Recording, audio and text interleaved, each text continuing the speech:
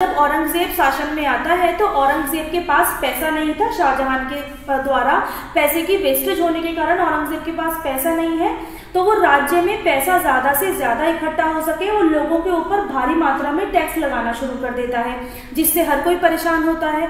मराठास परेशान होते हैं, सिख परेशान होते हैं, उधर अफगान्स परेशान होते हैं। इसके अलावा औरंगजेब की रिलीजियस पॉलिसीज यानी कि धार्मिक नीतियां, कि औरंगजेब ने जो कट्टरता तरीके से यानी कि कट्टर तरीके से लोगों को इस्लाम धर्म में कन्वर्ट करना शुरू किया, ये बात लोगों को समझ में नहीं आई और लोगों को पसंद नहीं आई कि अपने रिलीजियन या फिर अपने धर्म को हम अपनी पसंद से निर्वाह नहीं कर सकते।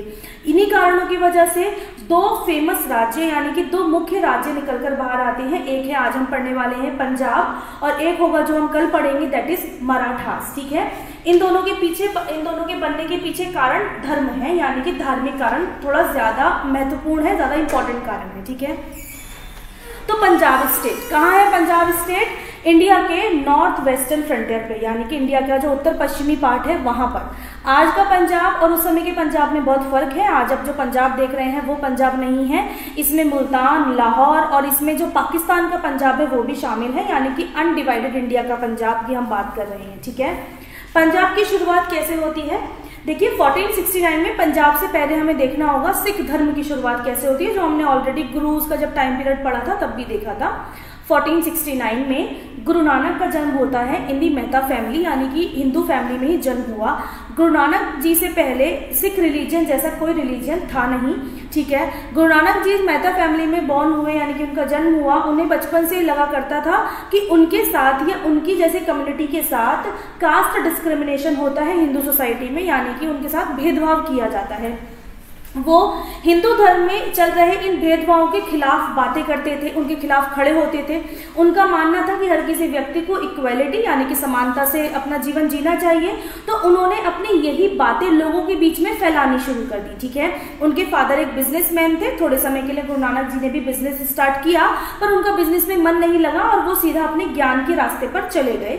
उन्होंने अपनी बातें लोगों को समझानी शुरू करी। अब बातें या फिर टीचिंग्स को हिंदी में बोलते हैं सीख, तो उनकी जो ये सीखें हैं, जिन लोगों ने एक्सेप्ट करी, जो उनके फॉलोअर्स बने, वो उन्होंने खुद को बोला सिख। ठीक है, कि उनकी सीखों पर चलने वाले लोग सिख। गुरु नानक देव जी का कोई ऐसा मोटिव नहीं था कि वो किसी अलग धर्म का निर्माण करें, किसी अलग धर्म का फाउंडेशन करें, लेकिन ये अलग धर्म उनके फॉलोअर्स ने बना दिया कि हम जैसे लोग, यानी कि वो लोग जो पंजाब में लोअर कास्ट हैं, जिनके साथ भेदभाव किया जाता है, जिनका एक्सप्लॉयटेशन, जिनका शोषण किया जाता है, हम सब एक साथ आ जाएंगे तो हमारा ये जो कम्युनिटी है वो राइज कर पाएगी। तो उन लोगों ने अपने आप को सिख कहलाना शुरू कर दिया। ठीक है, जब सिख धर्म बन गया तो गुरु नानक देव जी के द्वारा ही गुरु प्रथा भी स्टार्ट की गई, यानी कि गुरु कौन होता है? टीचर, की जो अपनी बातें बताता है ना। तो गुरु नानक देव जी निरंकार ईश्वर में बिलीव रखते थे, यानी कि उनके अनुसार ईश्वर का कोई रूप नहीं होता, ईश्वर का कोई रंग नहीं होता, ईश्वर एक शक्ति का प्रतीक होता है, यानी कि शक्ति की पूजा आपको करनी चाहिए, अपने आसपास जो एलिमेंट्स है उसकी पूजा करनी चाहिए, हर जगह ईश्वर है। तो गुरु नानक देव जी के द्वारा गुरु प्रथा को स्टार्ट किया गया और ऐसे चल के सिख रिलीजन में टोटल 10 गुरु आए। सबसे फर्स्ट बने गुरु नानक देव जी। ठीक है, गुरु नानक देव जी के बाद जो अगले सिख गुरु या फिर जो अगले प्रोमिनेंट गुरु बने वो थे गुरु अंगद। गुरु अंगद गुरु नानक देव जी के बेटे नहीं थे, उनके कोई सक्सेशन या फिर उनके कोई हायर नहीं थे। ठीक है, वो उनके डिसाइपल थे, उनके शिष्य थे। यानी कि अभी तक, यानी कि जब शुरुआत हुई सिख रिलीजन की, तो गुरु का जो पद होता है, गुरु की जो पोस्ट होती है, वो वंशानुगत नहीं थी, वो हेरिडिटरी नहीं थी। योग्य व्यक्ति को देखकर गुरु बनाया जा रहा था, यानी कि जो व्यक्ति केपेबल है वो गुरु बनेगा। तो गुरु अंगद जो है वो सिख गुरुओं के सेकंड गुरु बनते हैं। गुरु अंगद का जो ओरिजिनल नेम है वो था भाई लहना। ठीक है, गुरु अंगद का जो ओरिजिनल नेम था वो भाई लहना था। ये अगले गुरु बनते हैं। गुरु अंगद के द्वारा गुरुमुखी स्क्रिप्ट, यानी कि जिस स्क्रिप्ट में, जिस लिपि में पंजाबी भाषा लिखी जाती है, तो गुरुमुखी स्क्रिप्ट को जो स्टार्ट किया वो गुरु अंगद ने किया। अगले गुरु बनते हैं गुरु अमरदास। गुरु अमरदास जब सिखों के तीसरे गुरु बने तो इस समय भारत में रूल चल रहा है अकबर का, ये अकबर के समकालीन थे। अकबर एक रिलीजियस टॉलरेंट व्यक्ति था, यानी कि हर धर्म को वो बराबर सम्मान दिया करता था। तो अकबर ने जब ये देखा कि ये जो सिख गुरु हैं ये एक फकीरों का जीवन जी रहे हैं, यानी कि इधर से उधर भटकते हैं, इनका कोई परमानेंट सेटलमेंट नहीं है, इनके पास पैसा नहीं है, ये सरवाइव करने के लिए लोगों के दान पर डिपेंड होते हैं। तो अकबर ने गुरु अमरदास को जमीन देने की कोशिश करी, पर गुरु अमरदास ने जमीन को रिजेक्ट कर दिया। उसके बाद जब अगले गुरु आए, गुरु रामदास को भी सेम अकबर ने सेम ऑफर दिया।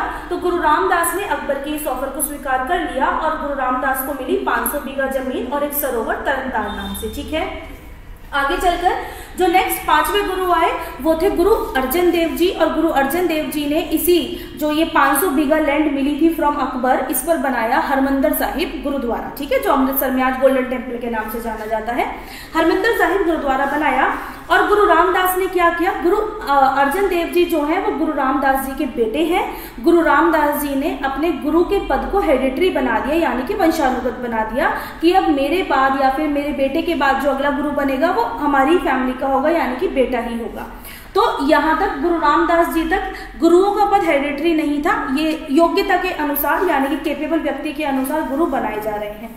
गुरु अर्जन देव जब गुरु बने तो इन्होंने फकीरों के जीवन को, यानी कि जो गुरु बंजारे बनकर जीते थे, एक जगह से दूसरी जगह ट्रैवल कर रहे हैं, लोगों की दान दक्षिणा पर डिपेंड हैं, इस चीज को रिजेक्ट किया। इन्होंने गुरु की लग्जरी लाइफ को ज्यादा प्रमोट किया कि गुरुओं को भी अधिकार है लग्जरियस तरीके से जीने का, शानो शौकत तरीके से जीने का, पैसे में रहने का, महंगे कपड़े पहनने का, आभूषण पहनने का। तो गुरु अर्जन देव जी ने गुरुओं की लाइफ को लग्जरियस बनाया। ठीक है, अपनी एक परमानेंट सीट एस्टैब्लिश करी। तो गुरु अर्जन देव जी ने इसके अलावा लोगों से कहा कि मैं तुम्हारा आध्यात्मिक गुरु हूं, मैं तुम्हारा स्पिरिचुअल लीडर हूं। तो स्पिरिचुअल लीडर यानी कि जो आध्यात्मिक गुरु होता है वो इंसान को सही रास्ते पर चलना सिखाता है। तो गुरु दक्षिणा के रूप से इन्होंने लोगों के ऊपर स्पिरिचुअल टैक्स लगाया। ठीक है, तो he was the first Guru among the all Sikh गुरु जिन्होंने स्पिरिचुअल टैक्स को शुरू किया, यानी कि आध्यात्मिक कर को शुरू किया। गुरु अर्जन देव जी से और कि गुरु अर्जन देव जी जब यहाँ पर सिख गुरु थे, 5वें सिख गुरु थे, तो भारत में चल रहा है जहांगीर का टाइम पीरियड। ठीक है, जहांगीर जब शासन में आया उससे पहले मुगल एम्पायर में थोड़ा कॉन्फ्लिक्ट आ गया था कि अकबर जब रूल कर रहा था तो उसके संबंध अपने बेटे जहांगीर यानी कि सलीम के साथ अच्छे नहीं थे। और बचपन से ही देखकर ये लगता था कि ऐसा हो सकता है कि जहांगीर आगे अगला मुगल बादशाह ना बने, क्योंकि उसको कोई इंटरेस्ट नहीं था। तो अकबर ने अपने जीते जी ही अपने पोते यानी कि जहांगीर के बड़े बेटे खुसरो मिर्जा को मुगल बादशाह घोषित कर दिया था। जहांगीर को उसने नहीं किया था because of the alcohol habits of the Jahangir के जो ऐशो आराम वाली जिंदगी थी और उसकी जो शराब वाली जिंदगी थी, उस ऐसा इंसान मुगल बादशाह नहीं बन सकता। लेकिन धीरे धीरे समय आगे बढ़ता है, जब अकबर का लास्ट समय आता है तो जहांगीर को रियलाइज होता है कि he should be the Mughal emperor, कि उसको मुगल बादशाह बनना चाहिए। तो जहांगीर अगला मुगल बादशाह बनता है 1605 में। लेकिन अब जो व्यक्ति खुसरो मिर्जा है उसको अकबर ने जो मुगल बादशाह घोषित किया, तो खुसरो मिर्जा को ये बात पसंद नहीं आई कि मेरा अधिकार जो है वो मेरे पिता ने छीन लिया। तो जब जहांगीर रूलर बना तो खुसरो ने जहांगीर के अगेंस्ट रिवोल्ट कर दिया, विद्रोह कर दिया, और खुसरो भागकर आ जाता है गुरु अर्जन देव जी के पास। गुरु अर्जन देव जी से शेल्टर मांगता है, आश्रय मांगता है, और गुरु अर्जन देव जी खुसरो को आश्रय देते हैं। और खुसरो अर्जन देव जी को अपने शाही घोड़े, रॉयल हॉर्सेस और पैसे देता है। ठीक है, ये सारी चीजें चल रही थी। यही खबर पहुंचती है जहांगीर के पास कि खुसरो मिर्जा भागकर पहुंच गया है गुरु अर्जन देव जी के पास। जहांगीर अर्जन देव जी को बुलाता है या अर्जन देव जी के पास जाता है और ये बोलता है कि आपका राज्य या फिर आपका जो ये एरिया है वो मुगल एम्पायर के अंडर आता है, और आपने मुगल एम्पायर के विद्रोही यानी कि खुसरो मिर्जा को आश्रय दिया है, शेल्टर दिया है, तो आपको पनिशमेंट मिलेगी। कि क्या पनिशमेंट मिलेगी? पहले तो आपको जो घोड़े दिए हैं खुसरो ने, वो घोड़े आपको वापस करने होंगे। दूसरा, आपके ऊपर 2 लाख रुपए का जुर्माना लगाया जाता है। गुरु अर्जन देव जी घोड़े वापस करने से मना कर देते हैं और जुर्माना देने से मना कर देते हैं। अर्जन देव जी ये बोलते हैं कि ये घोड़े उपहार है, गिफ्ट है, और गिफ्ट लौटाया नहीं जाता। इस चीज से गुस्से में आकर जहांगीर गुरु अर्जन देव जी का एग्जीक्यूशन करवा देता है, उनका गला कटवा देता है। अगले गुरु हर राय, गुरु हरकिशन आए। ठीक है, गुरु हर राय और गुरु हरकिशन 6th और 7th गुरु हैं ये रिस्पेक्टिवली। इनका संबंध जो है मुगल बादशाहों के साथ सही है, यानी कि कोई कॉन्फ्लिक्ट यहाँ पर अराइज होना नहीं होगा। सॉरी, इस अर्जन देव जी के बाद 6th गुरु बने हरगोविंद। ठीक है। हरगोविंद भाई अर्जन देव जी के बेटे थे जिनको कैद किया जहांगीर ने जब गुरु अर्जन देव जी का एग्जीक्यूशन करवाया तो गुरु हरगोविंद छोटे थे, उनको कैद करके ले गया था, ठीक है। अगर मैंने गलत बोल दिया तो ये नहीं कि याद दिलवा दो, याद नहीं रहा आपको है। तो गुरु हरगोविंद को कैप्चर करके जहांगीर ले गया और 9 से लेकर 12 साल, अब मैंने 9 और 12 क्यों बोला, क्योंकि कुछ इतिहास की किताबों में 9 साल है और कुछ इतिहास की किताबों में 12 साल है, ठीक है। तो 9 से लेकर 12 साल तक गुरु हरगोविंद को जहांगीर ने कैप्चर करके रखा। अब गुरु हरगोविंद की कोई गलती तो थी नहीं, उन्हें बिना गलती के कैप्चर करके रखा हुआ था। तो गुरु हरगोविंद जब जेल में थे तो इसी बात से फ्रस्ट्रेट हो गए थे, यानी कि परेशान हो गए थे कि हम लोग शांति तरीके से अपने रिलीजियन को फॉलो कर रहे हैं, अपने सिख धर्म का निर्वाह कर रहे हैं, इसी चीज का फायदा उठाते हुए जहांगीर ने पहले मेरे पिता गुरु अर्जन देव को मारा और अब मुझे बिना मतलब इतने लंबे समय तक जेल में रखा। तो गुरु हरगोविंद जब जेल से बाहर आते हैं तो वो करते हैं सिख कम्युनिटी का मिलिटराइजेशन, यानी कि सैन्यकरण। अब वो सिख कम्युनिटी को बोलेंगे कि हमको मिलिट्री ट्रेनिंग करनी है, हमें लड़ना सीखना है कि लड़ते कैसे हैं। तो सिख कम्युनिटी का सैन्यकरण कर दिया गुरु हरगोविंद ने। गुरु हरगोविंद के बाद अगले गुरु बनते हैं 7th गुरु हर्राय, इसके बाद बनते हैं 8th गुरु हरकिशन, ठीक है। हर्राय और हरकिशन के संबंध मुगल बादशाहों के साथ ठीक थे, इस समय ऐसा कोई कॉन्फ्लिक्ट अराइज हुआ नहीं, ठीक है। ये जो मिलिट्री क्लास बनाई गुरु हरगोविंद ने, ये मिलिट्री क्लास को आगे फर्दर और ज्यादा प्रॉपर सिख मिलिट्री फोर्स जो बनाया वो गुरु गोविंद सिंह ने बनाया, जो लास्ट गुरु थे, ठीक है, जिन्होंने 5K दिए, जिन्होंने ये बोला कि अब हर सिख व्यक्ति को लड़ना सीखना पड़ेगा, उनके लिए जो मिलिट्री ट्रेनिंग है वो कंपलसरी कर दी। तो इस चीज को फर्दर कंटिन्यू आगे गुरु गोविंद सिंह ने किया, ठीक है। गुरु हर्राय हरकिशन आते हैं, आकर चले जाते हैं, इनका मुगलों के साथ कोई बेसिक कॉन्फ्लिक्ट होता नहीं है। अगले गुरु बनते हैं गुरु तेग बहादुर, ठीक है। 9th गुरु है गुरु तेग बहादुर। गुरु तेग बहादुर का जब समय आता है तो गुरु तेग बहादुर इस वक्त औरंगजेब के मनसबदार हैं, यानी कि औरंगजेब ने गुरु तेग बहादुर को मनसबदारी दे रखी है। गुरु तेग बहादुर इधर से उधर चल रहे थे अपने सरमन्स देते हुए, यानी कि उपदेश देते हुए। इसी दौरान वो पहुंचते हैं कश्मीर, ठीक है। जब वो कश्मीर पहुंचते हैं तो कश्मीर के लोग गुरु तेग बहादुर से औरंगजेब के खिलाफ शिकायत करते हैं। वो बोलते हैं कि पहले तो औरंगजेब हम पर बहुत ही ज्यादा टैक्स लगा रहा है, दूसरा औरंगजेब हमें धर्म परिवर्तन करने पर जोर जबरदस्ती करता है, यानी कि जबरदस्ती हमारा धर्म परिवर्तन करवाता है, और अगर हम धर्म परिवर्तन नहीं करते हैं तो वो हमें मारता है। गुरु तेग बहादुर कश्मीर के लोगों से बोलते हैं कि जब अगली बार आपके पास औरंगजेब के लोग धर्म परिवर्तन के लिए आए तो आप ये बोल दीजिएगा कि पहले गुरु तेग बहादुर का धर्म परिवर्तन करके दिखाओ, अगर उन्होंने इस्लाम धर्म एक्सेप्ट कर लिया तो हम सब इस्लाम धर्म एक्सेप्ट कर लेंगे। ये बात औरंगजेब को पता चलती है। गुरु तेग बहादुर औरंगजेब के मनसबदार हैं, यानी कि लोअर में है उससे, ठीक है।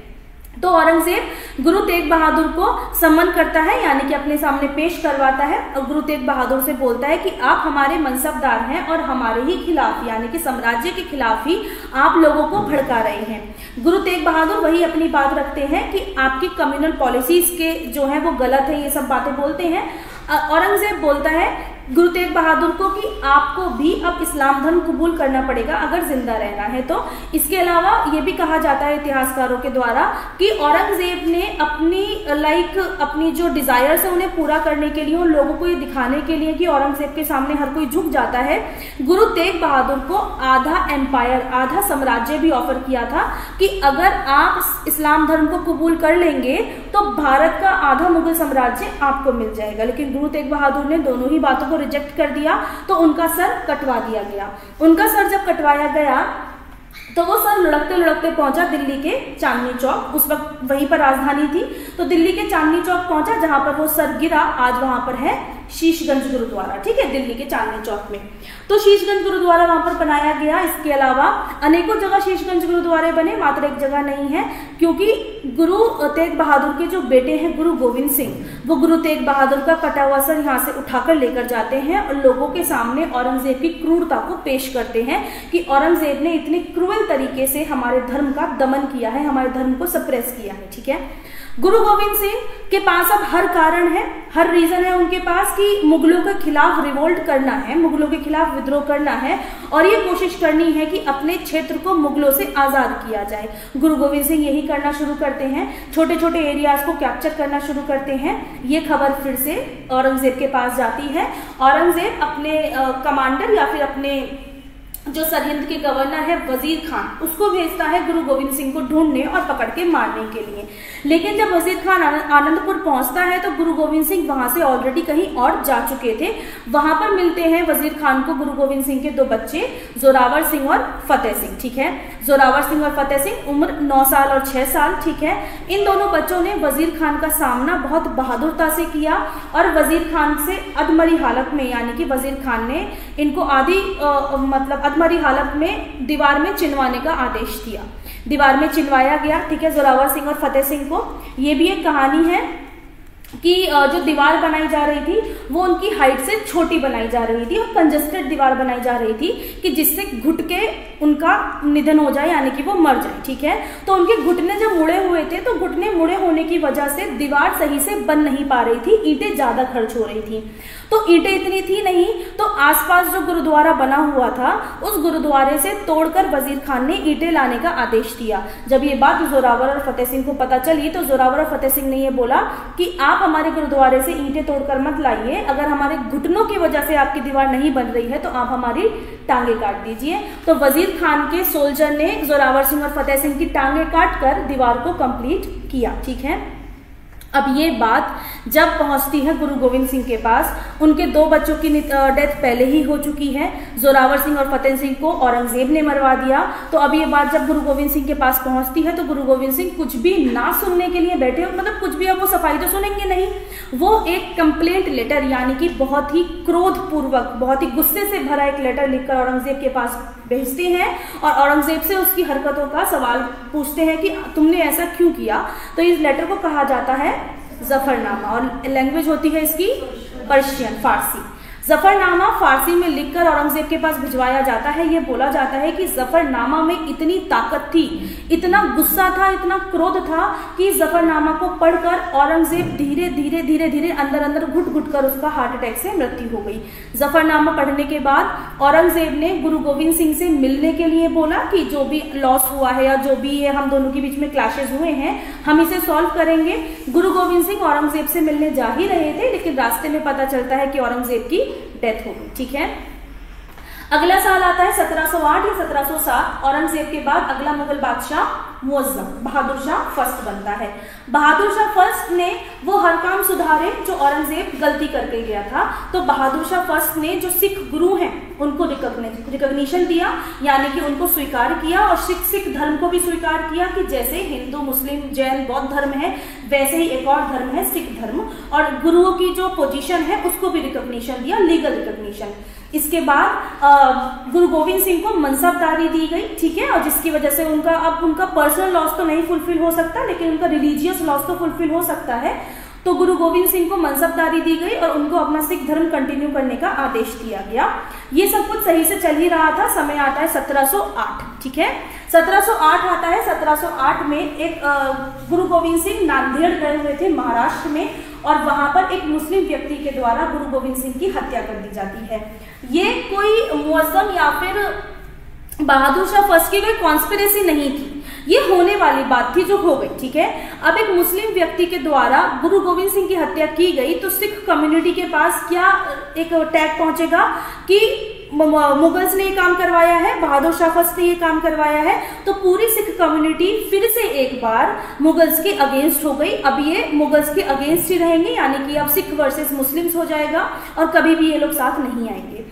गुरु गोविंद सिंह की 1708 में हत्या हो जाने के बाद, मृत्यु हो जाने के बाद अब कोई बचा नहीं है जो आगे चलकर सिख कम्युनिटी को लीड करेगा, क्योंकि दो बच्चे उनके वजीर खान के द्वारा मरवा दिए गए हैं, दो बच्चे उनके बचपन में ही मर गए थे, कोई सक्सेसर था नहीं। तो आगे गुरुओं का क्या होगा? गुरु गोविंद सिंह को ये बात मालूम थी मेरा कोई सक्सेसर नहीं है, तो उन्होंने अपने जीवित रहते ही गुरु प्रथा को खत्म कर दिया था कि अब मेरे बाद कोई अगला गुरु नहीं बनेगा। इसलिए टोटल 10 गुरु हैं और 10वें गुरु गोविंद सिंह है। तो फिर आगे सिख कम्युनिटी का क्या होगा? सिख कम्युनिटी को पॉलिटिकली यानी कि राजनीतिक रूप से उसका नेतृत्व किया जाएगा बंदा बहादुर के द्वारा। बंदा बहादुर एक राजपूत प्रिंस था, यानी कि एक राजपूत शहजादा था जिसका नाम था लक्ष्मण सिंह। ठीक है, वो बचपन से ही गुरु गोविंद सिंह के साथ रहता था, गुरु गोविंद सिंह से या फिर सिख धर्म से वो अट्रैक्टेड था। तो गुरु गोविंद सिंह से काफी प्रेरित होते हुए उसने गुरु गोविंद सिंह का डिसाइपल बनने का स्वीकार किया और गुरु गोविंद सिंह ने आगे चलकर बंदा बहादुर को ही अपना पॉलिटिकल लीडर भी रिकॉग्निशन दिया, यानी कि रिकॉग्नाइज किया। बंदा बहादुर ने लीड करना शुरू किया सिख कम्युनिटी को।